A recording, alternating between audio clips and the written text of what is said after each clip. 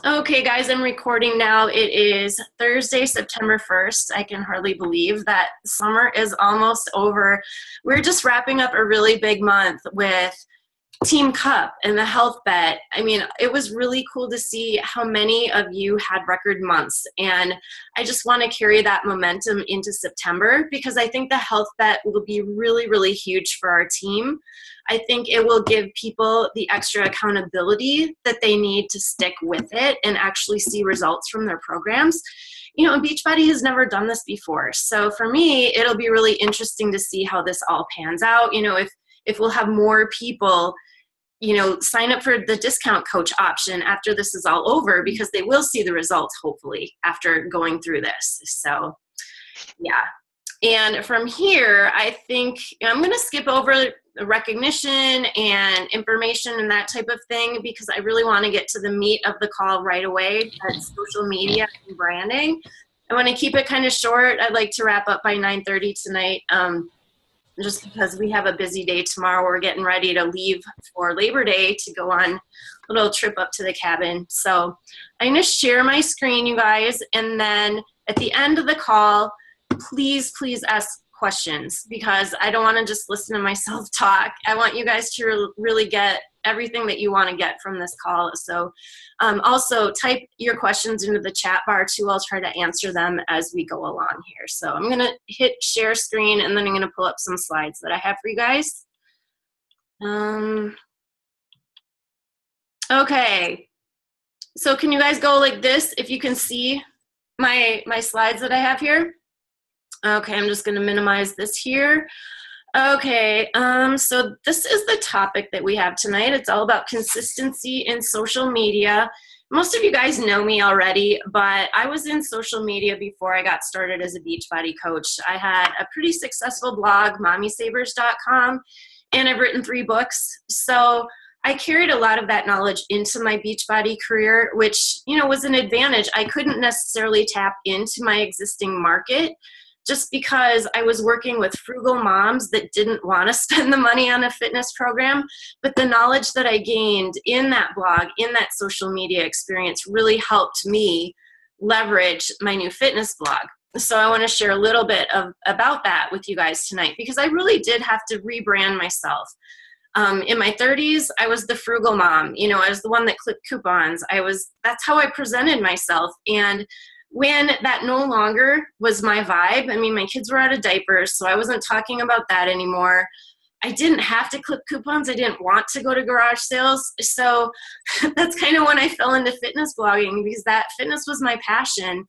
And for me, if I'm not passionate about something, I don't want to do it. I didn't want to get up in the morning when I was doing Mommy Savers. And that's part of my story that I share in becoming a coach because I really feel strongly if you are not passionate about what you do, you're not going to be happy in life. So anyway, with that, let me move on to the next one here. Okay, why is branding yourself important and why are some of the things that we do as coaches important? One of the weirdest things that I thought as a new coach is why are they asking me to take these selfies all the time? I thought it was narcissistic. I thought it was self-indulgent. I'm like, nobody wants to see what I look like. I'm in my 40s. Like, really, I'm not a selfie person. But then I realized the why behind it, and then it started to make sense. So I just wanted to explain that for you guys. I know we have a few newer coaches on here. You have to be doing selfies. You have to be doing videos, doing voice messages, especially because so much of what we do is online. You need to put yourself out there. You need to have people get a feel for who you are because you are not interacting with them face to face. You need to actually show them what your voice sounds like, what you look like, you know, warts and all. You don't always have to look glamorous. People can relate to you just the way you are. So don't be afraid to take those selfies and realize that it's kind of a necessary tool in this business. I bet you if you look, he's still there. And Okay, someone needs to mute themselves. So, okay, thanks. Okay, so that's why videos and voice messaging, especially through the Facebook interface, that's even more effective than the selfie thing. So if you can be doing that, do that. I have moved from typing responses to my potentials to leaving them voice messages. And I really think that my conversion rate has gone up quite a bit since I started doing that. I can't tell you how many people I've said, oh, thank you for taking the time to leave a message. And I'm like, it's faster to leave a message than to type something out. So especially for those of you who are also working on top of doing the Beachbody coaching thing, voice messaging it's a win-win because it doesn't take as much time and it creates that personal connection that typing does not. Okay, so why is it important to post on your social media 3 to 5 times daily? I know a lot of you are probably questioning that and like, oh, really? Do I have to be posting that much? Isn't once a day enough? Well, no, it isn't. I mean, just know that people are not on social media 24/7, even though I feel like I am. Not the average person is not. So they're going to miss 80% of what you post anyway. So that's why it's really important to get out there, to be consistent. You have to consider your social media platform as your storefront. The storefront opens every single day, whether they feel like it or not, right? You have to show up to your job and show people that you are there and you're being consistent with what you're doing. They will not trust you as a coach if you take days off from posting. They will feel like you're going to be giving up on them if they don't see you all the time. So that's another really important thing to keep in mind. So let's get to branding yourself. So in the Beachbody Network, there are over 400,000 coaches right now. When I started, there were about 200,000. So it takes a lot to rise to the top. You have to set yourself apart in so many ways and realize that you have to be yourself while you're doing this. Otherwise, people will see through you. If you don't have integrity, if you're not true to yourself, nobody will trust you. So let's get that out of the way right away. Nobody wants you to be perfect. People cannot relate to perfect. So I want to know what makes you different than any other Beachbody coach out there. They want to know what you like. They want to know that you're not all about health and fitness, because you know what? We're not all one-trick ponies out there. We have other things, and people want to know about your life so that they connect with you. They want to know what you've overcome in your fitness journey. They want to know what you're still struggling with. And also, when it comes to recruiting, it's also important for you in your own mind to figure out what your ideal teammate looks like so that you can project that to others. Because what you project will come back to you. That is exactly who you will be attracting to your team. So this would be how I would answer that. And, most of you guys know me, and I probably attracted you to my team for one of these reasons. I'm over 40. I've got kids that are a little bit older. I'm a runner. People know silly things about me. They know I like bacon.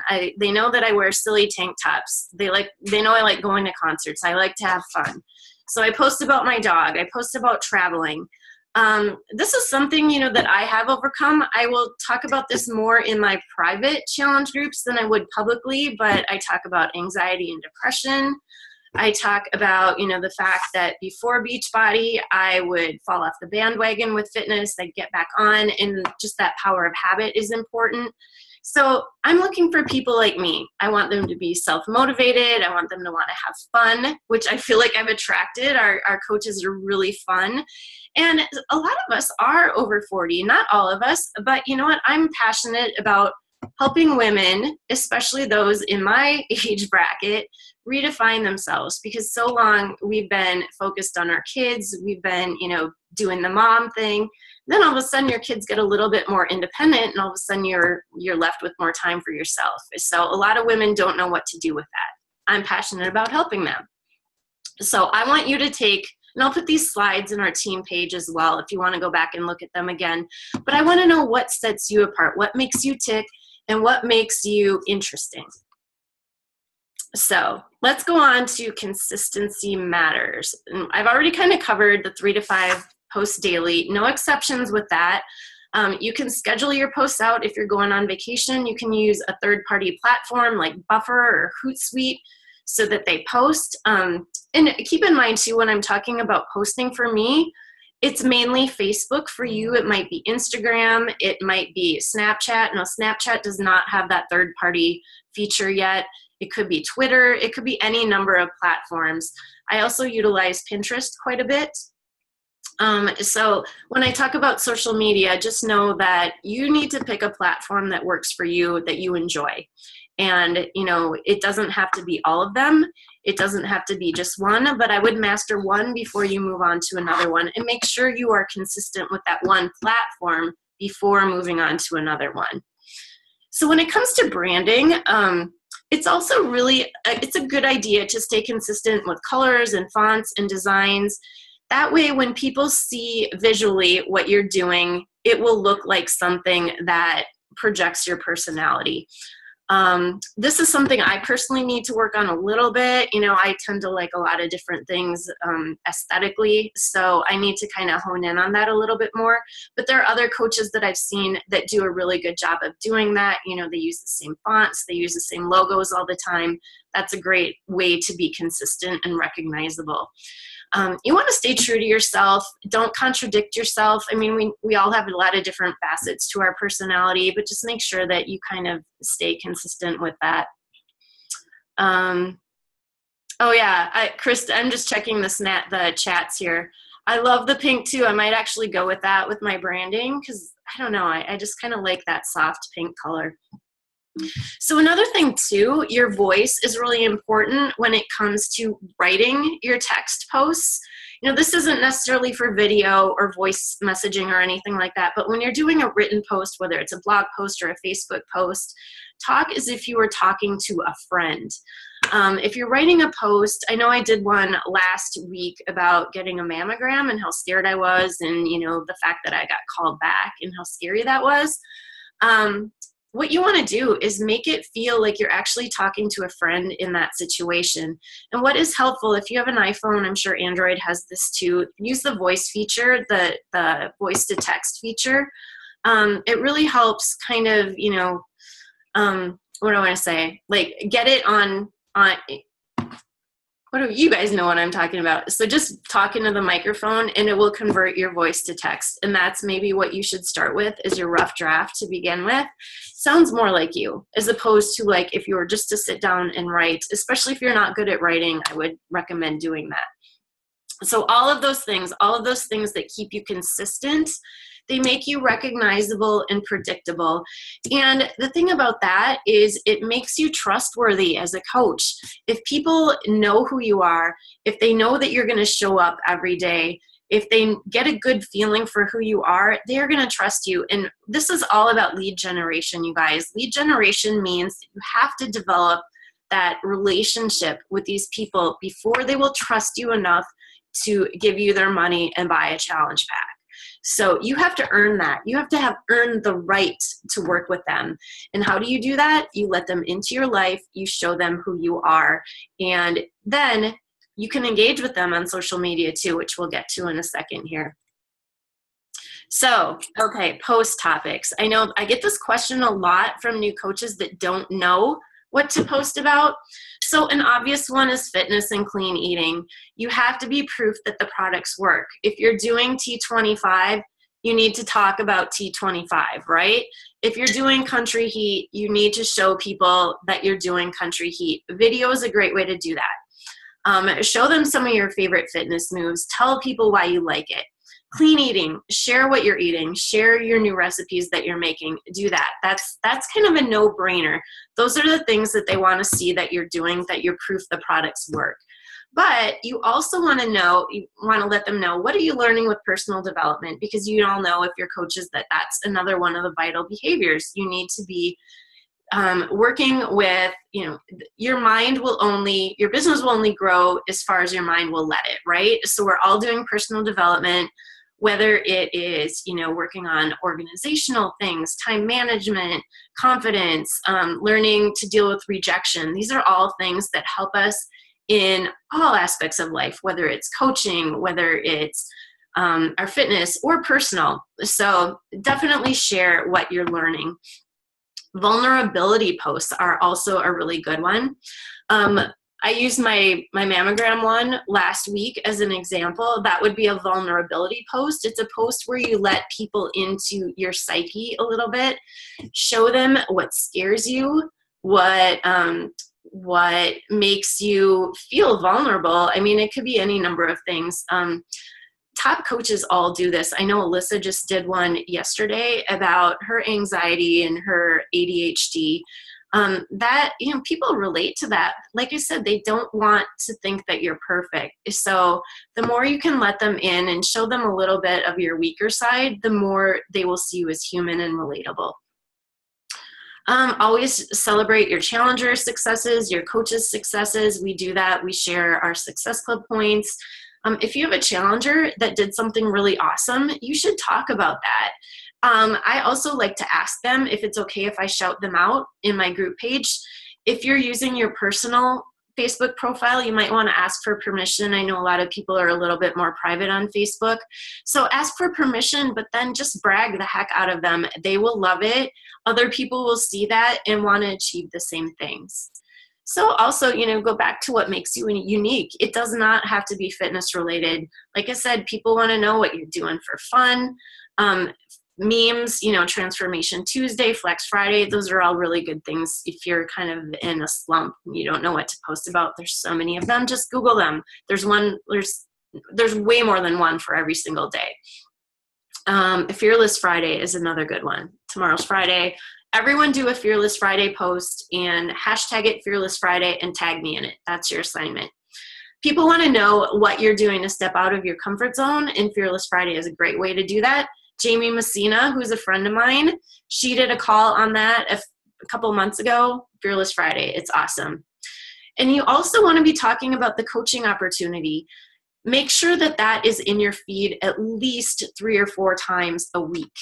And it doesn't have to be, oh, hey, join my team. No, you don't want it. You want it to be really, really low key. Like if you got a recognition gift, if you are excited about the health bet, if you are, you know, any of the perks that we get for Success Club are great to show off on social media.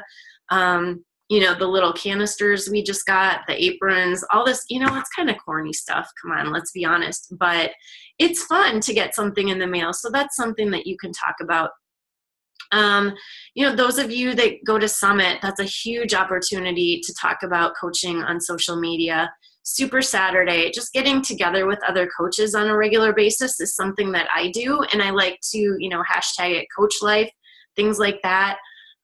There's an endless variety of ways you can talk about the coaching opportunity. Also, like, address people's misgivings, you know, kind of hedge them off as soon as you hear them. If people are worried about it taking too much time, if people are worried about having to be salesy, you know, kind of run your social media as a sneak peek into coaching. I know Bonnie Engel does that. It works out very well for her. She's now number 2 in the network. So she is a great one to get those tips from.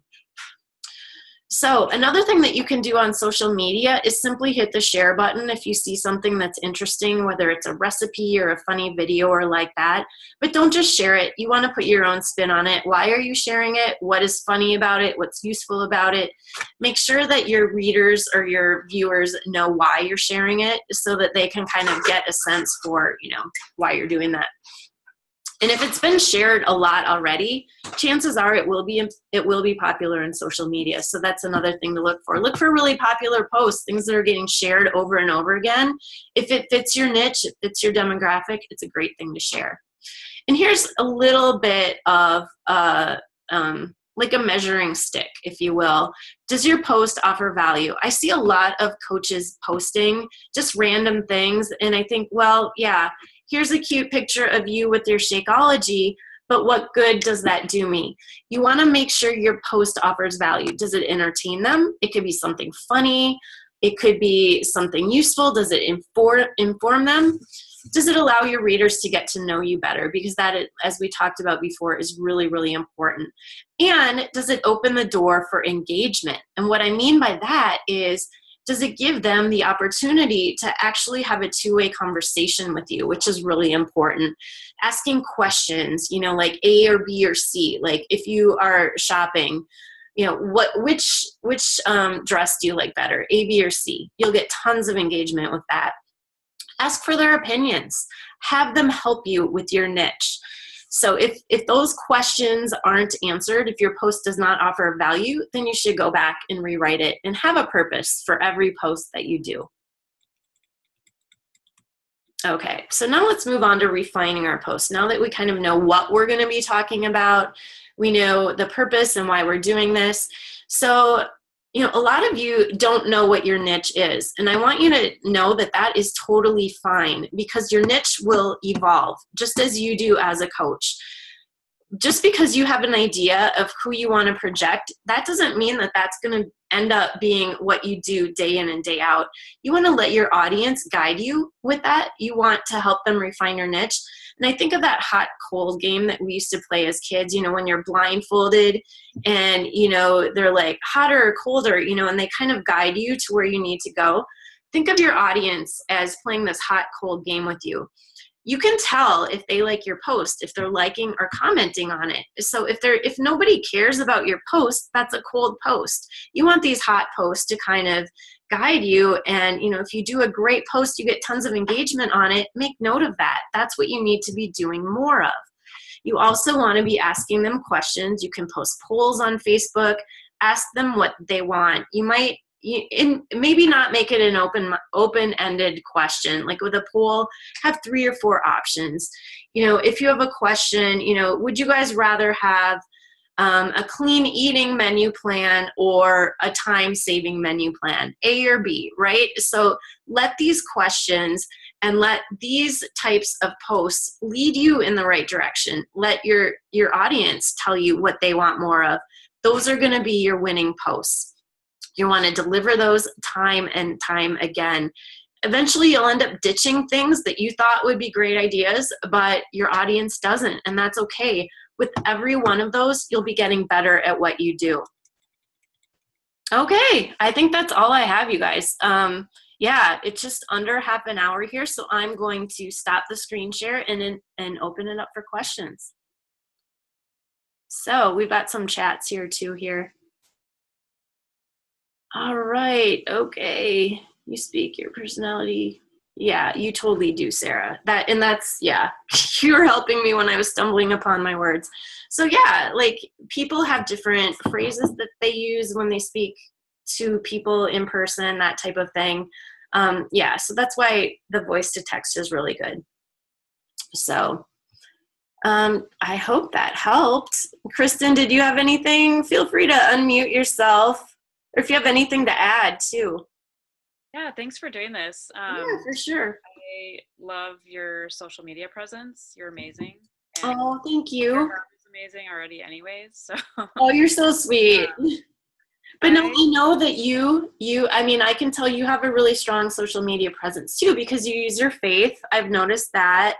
So do you want to speak to that a minute? Because I know some of your team is on the call too. I do have a few people from my team on here, Laura and Sarah. Hi, guys. So it was probably I've been a coach for almost 3 years. Actually, it was 3 years a few days ago. So congratulations on your anniversary.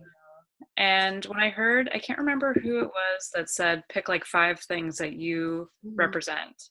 And for me, it's faith, family, fitness, food, and I kind of say fun and friends. So those more than 5. But, and I did get some flack from people for posting so much about my faith. And I just would give everybody who decides what their niche is and decides what they feel is most important, that you stand by that and don't let anybody hate on you for that. We're all going to have people are going to hate on us for something. And I found that once that has happened several times, that I know that I'm doing something right. So, because I'm putting it out there enough. Well, and I love this quote. It's a Kurt Cobain quote. I love Nirvana. So Kurt Cobain said, "I'd rather be hated for who I am than loved for who I'm not." And I love that. And like, I love that quote. And it really speaks to a lot of us that kind of go through that hating, and There's another really good analogy. It's the Howard Stern analogy. Howard Stern, he's the shock jock. I shouldn't say everyone hates him. A lot of people hate Howard Stern, but he has like millions of followers on Twitter. He's super popular. He makes it his thing to offend people. And that makes his fans love him even more.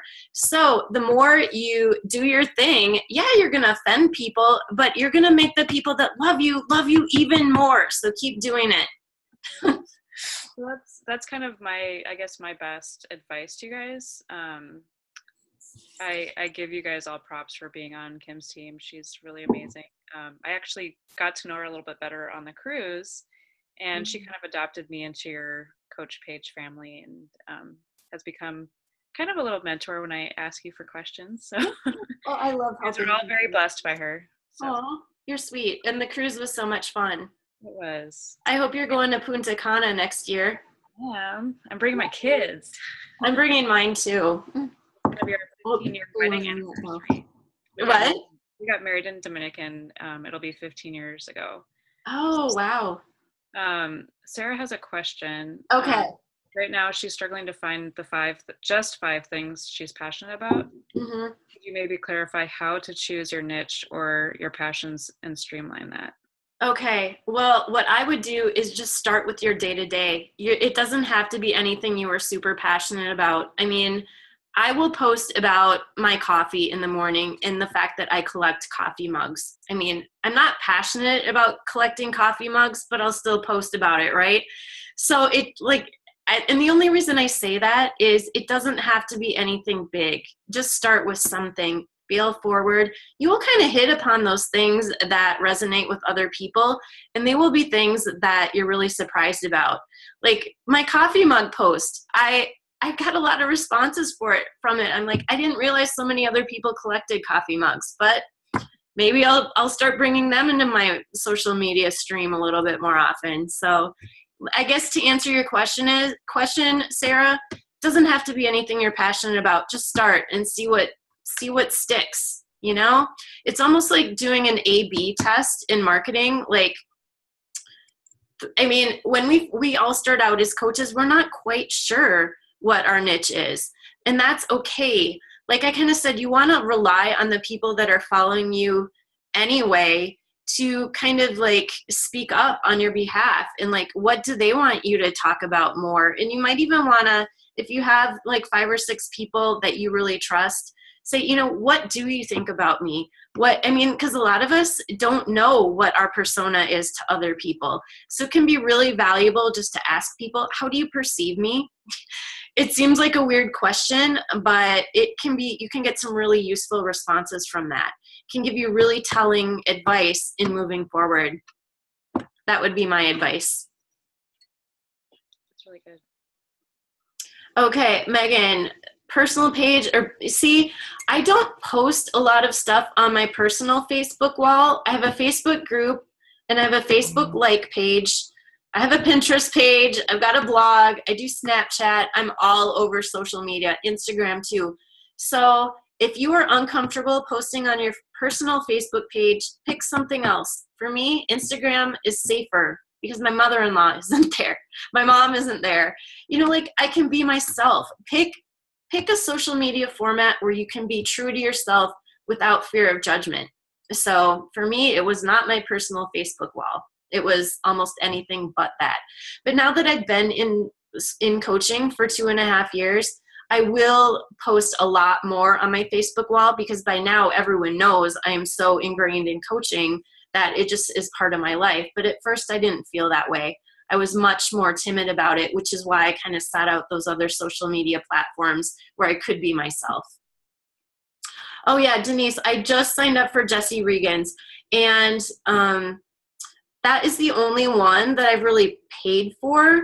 I'd heard really good things about it, but like I said, I had like 16 years of social media before that, so I've been through blogging conferences, social media conferences for years and years. Not that that means anything because it's constantly changing, but I do recommend Jesse Regan's. A lot of what he's done already is stuff I knew already, but it was all stuff I needed to be reminded of. So I'm actually taking his assignments, going step by step, just because I know I need to do it. It is very good. Totally worth the money. I think it was like $250, but I'm really getting a lot out of it just because he's keeping me on task. And he does a lot of that A/B testing with his videos.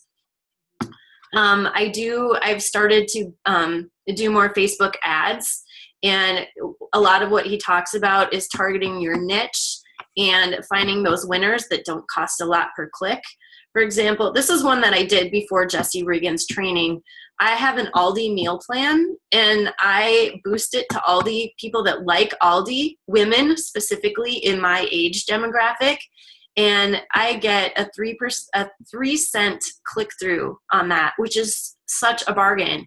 People click through to my blog link. It's 3 cents a click. That's super cheap, you guys. And I invite those people to my like page. So that is like my one winner that I had before Jesse Regan. So now I'm like, oh, I really need to be doing more of that. It's just like doing the A/B testing, finding those winners. So for me, I know Aldi meal plans, they're a winner. They might not be for your demographic, but they are for me. So yeah. Anyone else have any questions before we wrap up tonight? I just signed up for the Josh Coates training too. Oh, now what is that? Is that a Facebook training too? Not a Facebook training. It's more of just a business mentorship. Yeah. A side view from a guy who's part of the John Maxwell team. Oh. And if you guys want to Google him, I don't know if you're interested. Okay, say the name again, Kristen.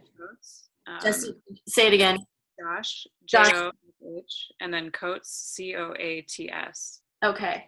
And he has a lot of free content out there, and he's just full of wisdom. I have a man crush with him. So.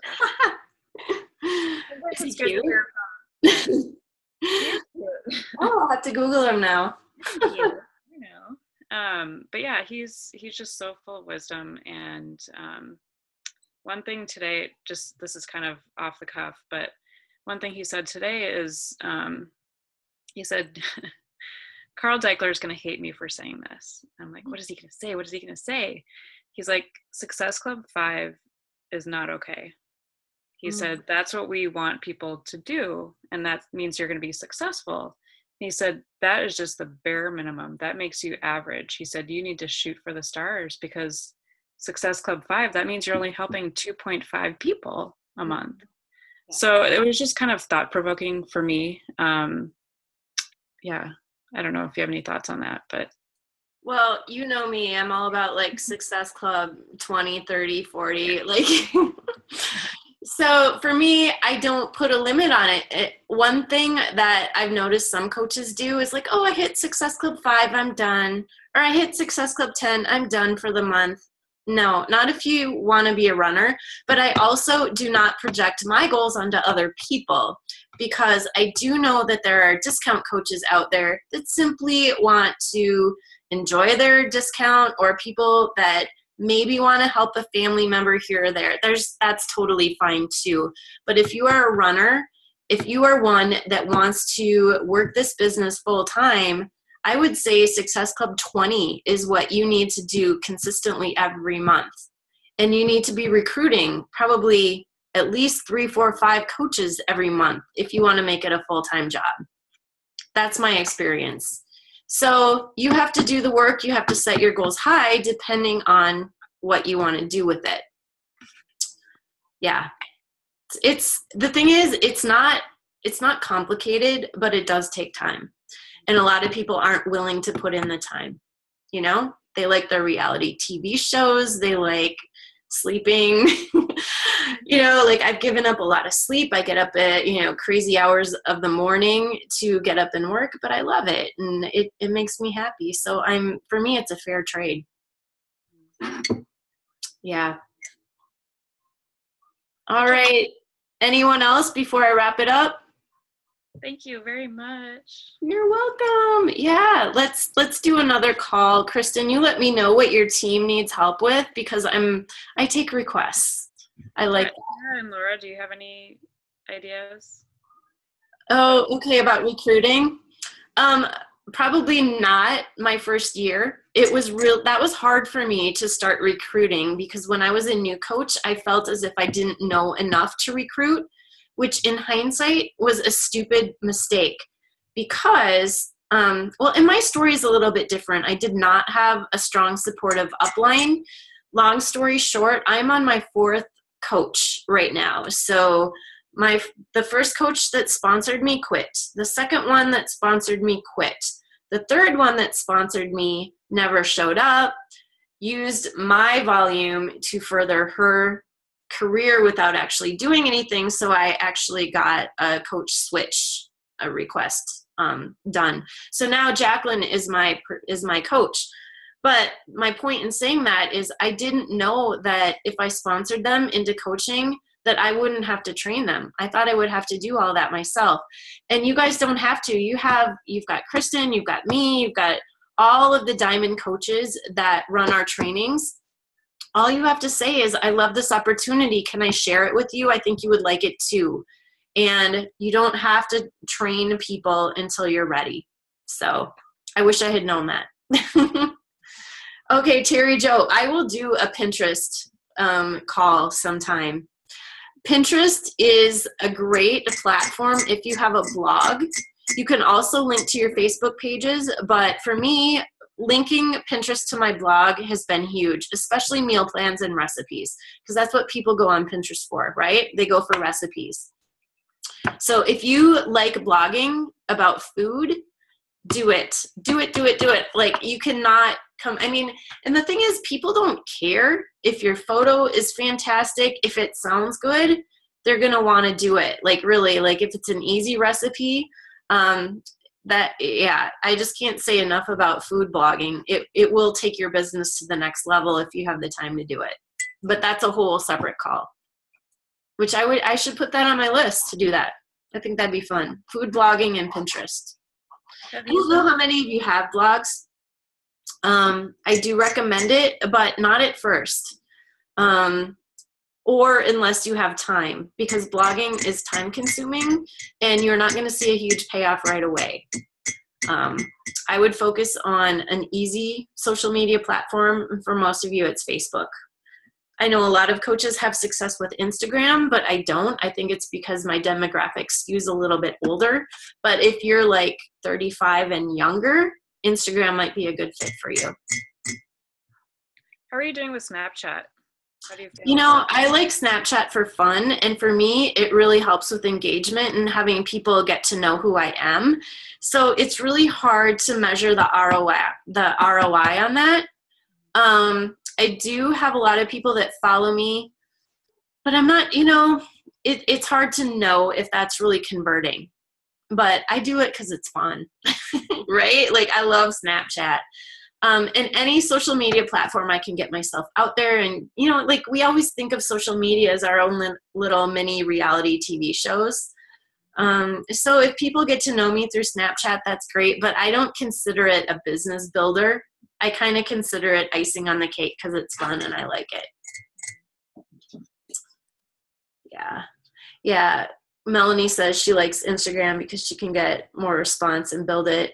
So Melanie, do you have any tips for us, any of the other people? Because if you're having success with it, do you have any tips that you'd like to share? Or not really? Are you still kind of like testing the waters a little bit? No, see, I do social media for our construction business. Oh, yeah. I feel like hashtags can help you galore. Yes. Especially on Instagram. Facebook, I haven't really had that much luck. I get a lot more response on Facebook when I pay and boost my ads, but I have a budget for that for the landscaping business. Yeah. As far as this business, not so much. So I do the Instagram, and I feel like 4 weeks I've been putting into it, and I have 200 more followers that are engaged daily, 50 to 60 likes when I post. I post 3 to 5 times a day, and I just use hashtags that have to do with me, my girls in gymnastics and fitness and clean eating, gluten-free, because we don't, and paleo, all of it. And I feel like that really can help build it. And then people that respond to my page all the time, I just simply thank them for showing love for my page and whatnot, and then just build the relationship either usually behind the scenes on direct message. Right. Megan just requested that we talk a little bit about hashtags, and how I would describe them is an indexing or a filing system. Like that's how people find your posts. When I was training for my marathon, every single marathon related training post, I hashtagged it Grandma's Marathon.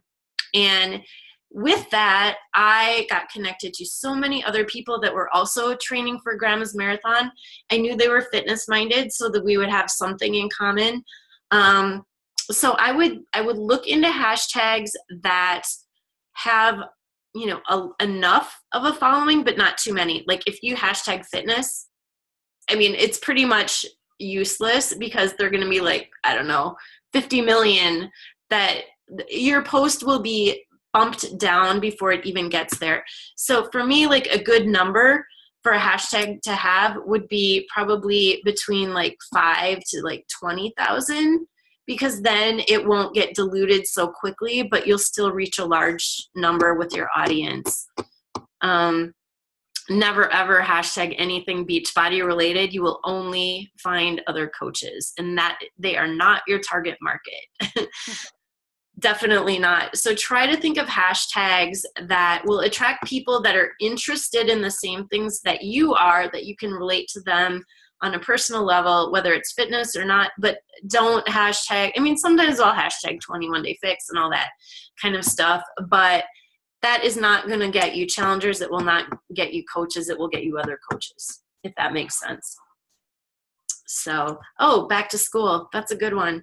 I know. I didn't even think about it until I was shopping, and I had the most response on that one. So. Yeah, very cool. And I know Alyssa does Facebook shout outs. Now, I don't know if you guys are familiar with that, but you can pay an influencer on Instagram. Excuse me, I said Facebook. I meant Instagram.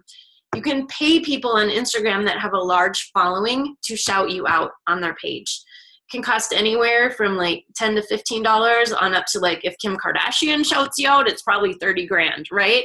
But the point is you don't necessarily have to rely on your own following. You can pay for that, which can be really, it can be an incentive to your business. If you have a really great transformation story to share, that would be something that would be really a good thing to share on Instagram via a shout out, because people will want to follow you.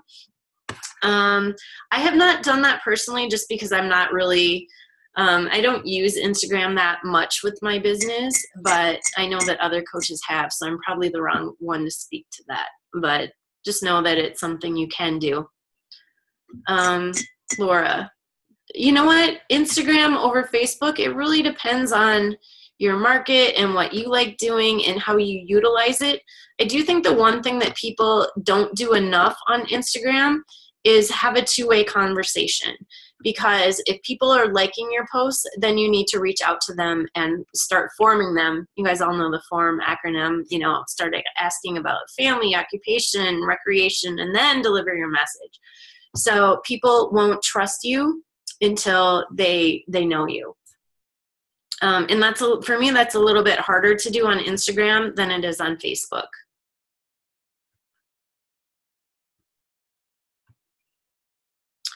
I don't use my personal page too much either.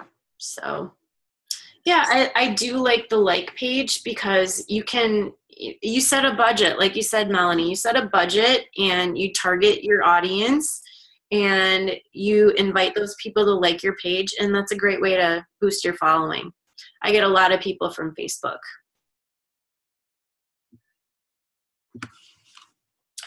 All right, you guys, it looks like we don't have any questions coming in anymore, so I'm going to wrap up the call. You guys know where to find me on social media, right? So I will be posting the link to this call if anyone has any questions that come up. I'll also be posting the slides too, if those are helpful to you guys. We'll do another call next week, and if you guys have topic ideas in mind, just let me know. So hope you guys all have a great Labor Day weekend. Don't eat too much, okay? you. Can't wait to see All right. you. Bye, guys. Take care. Bye. Thank you. Bye.